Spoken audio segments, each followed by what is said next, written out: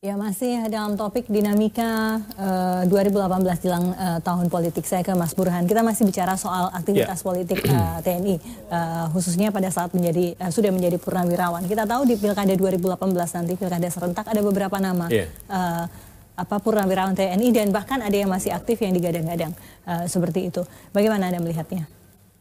Ya, setidaknya ada 6 nama yang saya catat yang punya latar belakang jenderal baik TNI maupun polisi. Dalam Pilkada Jawa Barat? Di Jabar ada Majen Sudrajat, di Purnawirawan. Kemudian di Sumatera Utara ada Pangkostrat, Edi Rahmayandi. Kemudian ada juga beberapa jenderal polisi seperti Murad Ismail di Maluku, kemudian Safarudin di Kalimantan Timur. Ada beberapa nama. Poin saya adalah pertama, bagaimanapun TNI jika sudah purnawirawan itu hak politik mereka untuk masuk ke jenjang politik elektoral gitu ya. Dan yang penting saya catat adalah menjadi TNI atau punya latar belakang militer itu bukan garansi kemenangan dalam konteks pemilu. Tidak lagi. Bukan garansi, bukan tidak lagi ya, bukan garansi. Ada jenderal purnawirawan SBY yang 2 kali menang pilpres secara langsung, tapi ada juga jenderal lain yang berkali-kali kalah dalam konteks pemilu. Jadi poin saya ini bukan, kalau istilah statistiknya, significant predictor yang menjadi prediktor dari kemenangan calon baik dalam konteks pilkada atau pilpres atau pileg. Itu adalah faktor kedikenalan. Jadi ketika ada seorang purnawirawan TNI yang menurut survei namanya melonjak begitu ya, untuk menjadi salah satu kandidat termasuk juga untuk menjadi cawapres begitu, itu bukan karena TNI-nya tapi karena pribadinya? Pribadinya, sekedar gambaran saja. Jenderal Gatot Nurmantio nasional itu baru dikenal 56%. Jadi jangankan anak buahnya ya, Jenderal Gatot sendiri nasional itu baru dikenal kurang lebih 6 dari 10 orang. Karena ini beda dengan zaman Orde Baru. Sekarang aja banyak orang yang nggak kenal siapa menteri-menteri gitu ya. Jadi kalau orang nggak kenal bagaimana mau memilih gitu. Jadi sebenarnya Jenderal Gatot dengan elektabilitas 2-3% itu nggak terlalu tinggi. Beliau menjadi salah satu favorit untuk cawapres. Tapi untuk menjadi capres masih jauh dibanding 2 nama teratas, baik itu Pak Jokowi sendiri maupun Pak Prabowo. Jadi lebih karena faktor kedikenalan tadi. Nah, tetapi secara sikap sebenarnya masyarakat masih mengidealkan orang dengan latar belakang militer. Kalau ditanya apakah merasa penting latar belakang militer, 46% menganggap penting. Pemimpin punya latar belakang militer. Tapi kalau kita cross tab kemana saja itu pilihannya, rata-rata yang milihnya Prabowo, kemudian milihnya Pak Gatot, kemudian milihnya Pak Agus Harimurti Yudhoyono. Karena nama-nama itulah yang muncul. 3 nama itu relatif dikenal secara publik.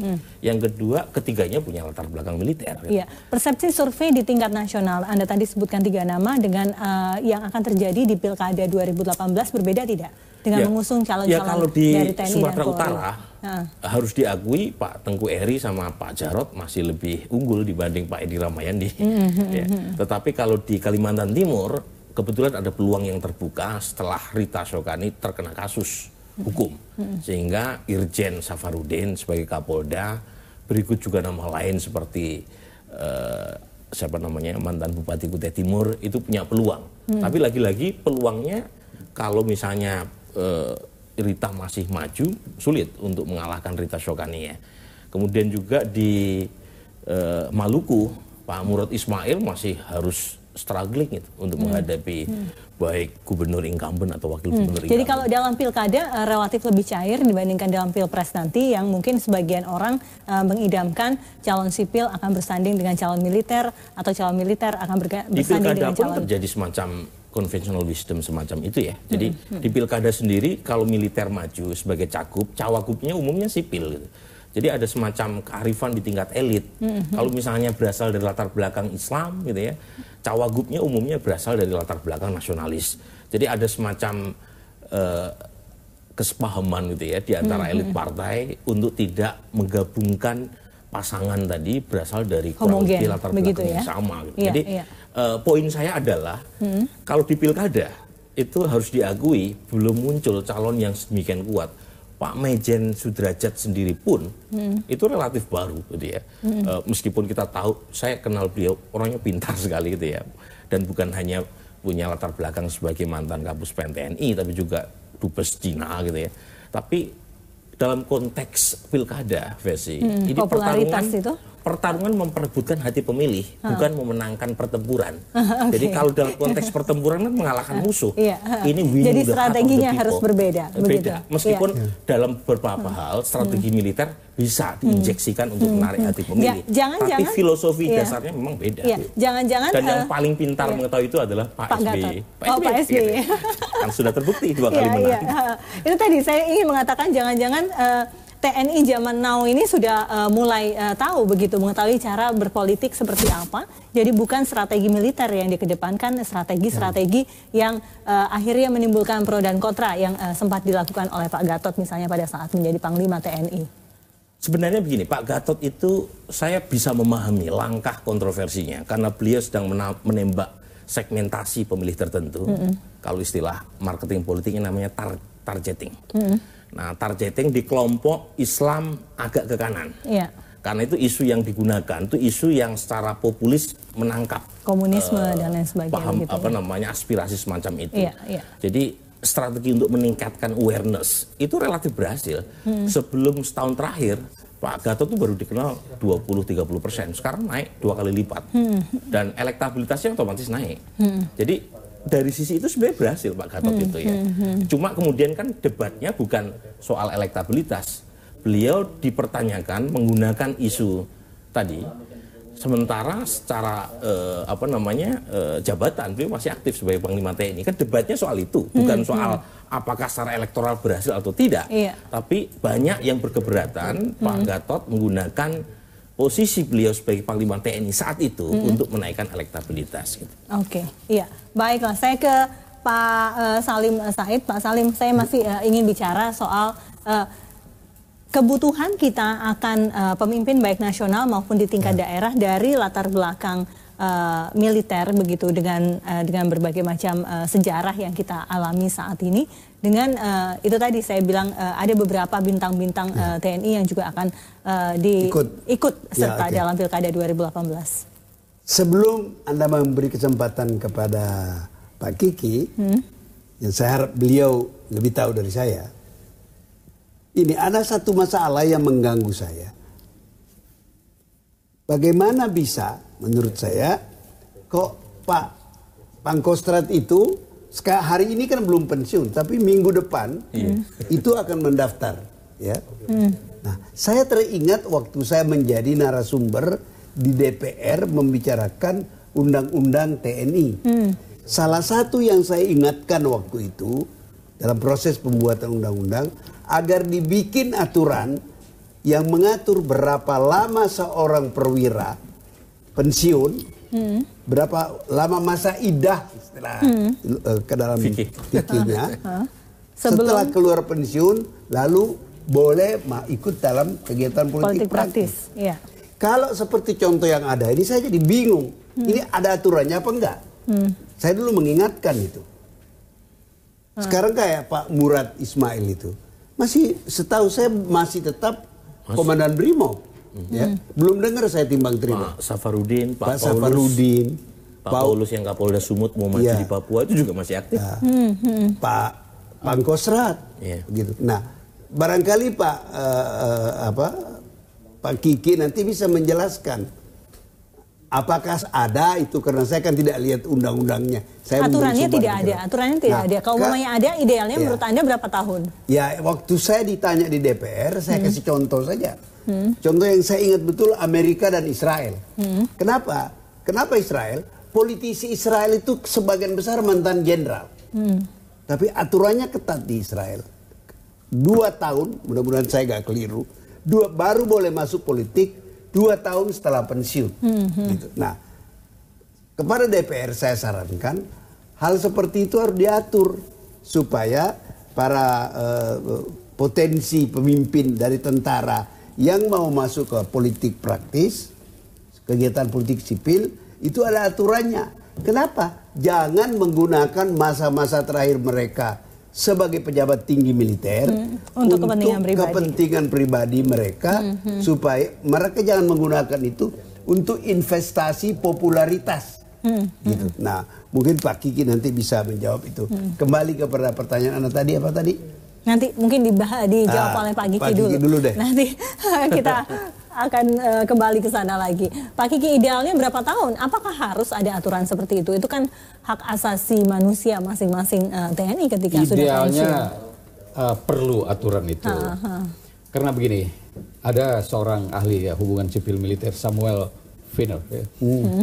Dia mengatakan bahwa organisasi militer itu dimanapun adalah suatu organisasi yang kokoh, solid, dan efisien gitu kan. Sehingga karena kapasitasnya itu tidak jarang digunakan oleh para politisi untuk kepentingan politik tertentu, kelompok tertentu gitu kan.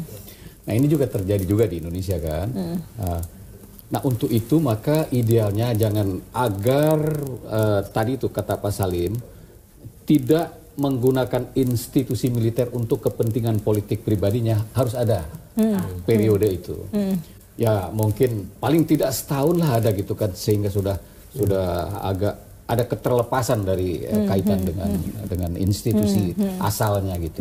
Saya setuju dengan itu. Gitu. Nah, dalam kasus di Indonesia sampai sekarang pun sebenarnya tarikan-tarikan dari para politisi sipil terhadap TNI masih kuat, masih ada. Dan menggiurkan mau tidak mau ya, harus diakui. Dan itu historis. Kalau Anda baca bukunya Pak Nas, ada istilah dia perkenalkan. Bagaimana tentara itu ditarik-tarik oleh kekuatan politik sipil. Anda jangan. Masalahnya kenapa kok mau ya? Bukan soal kenapa menarik-narik, karena pemimpin sipil kita, kembali lagi tadi, proses menjadi utuh Indonesia itu belum selesai. Karena itu saya menyebutkan itu Indonesian society is a fragmented society. Ciri fragmented society, you don't trust each other. Tidak percaya satu pihak dengan pihak lain. Tapi dalam keadaan mereka tidak saling percaya, mereka bisa sepakat memilih tentara. Pernah kejadian awal Orde Baru atau akhir Orde Lama, di Palu, di Sulawesi Tengah itu partai-partai tidak akur memilih gubernur sipil. Sepakat memilih seorang tentara menjadi gubernur. Nah, menurut saya salah satu akibat 40 tahun pemerintahan otoriter Orde Lama, Orde Baru adalah menipisnya, terkikisnya kepercayaan self confidence politisi. Nah, kita sekarang membangun itu, kesempatannya ada. Persoalannya adalah itu belum sembuh. Karena itu belum sembuh, kepercayaan diri belum di gain oleh politisi sipil, mereka masih melirik-lirik tentara. Jadi tentara ini dibutuhkan tapi tidak terlalu diinginkan untuk kemudian. Bukan mungkin begitu ada, masalahnya. Proses ada trauma ini, Orde Baru. Proses ini belum selesai membangun kepercayaan diri. Dalam rangka itu pula, maka mereka juga masih berpikir seperti zaman Orde Baru, tentara, gitu ya. Padahal tentara itu sudah berubah, tentara itu sudah berubah, tentu belum 100% berubah, tapi kemajuan tentara berubah dari satu kekuatan politik dari zaman Panglima Sudirman sampai zaman siapa Panglima terakhir kita Orde Baru Pak Harto, Panglima tertinggi, Panglima tertinggi, sudah Pak Wiranto.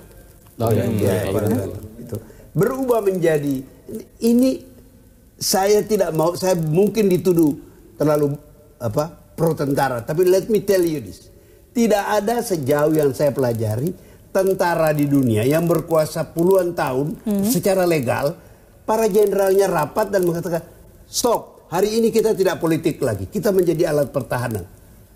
Itu cuma TNI yang melakukan itu. Di tahun 2000 ya. Apa sambutannya politisi sipil? Kalau mereka tidak menanggapi itu dan kembali narik-narik lagi tentara, ini tentara jangan salahkan kalau kemudian banyak ini tentara ini pengalaman berpolitiknya panjang sekali. Gitu. Kalau saya menggunakan istilah kasar, minta maaf Pak Kiki, mereka ini residivis politik. Jangan main-main sama tentara.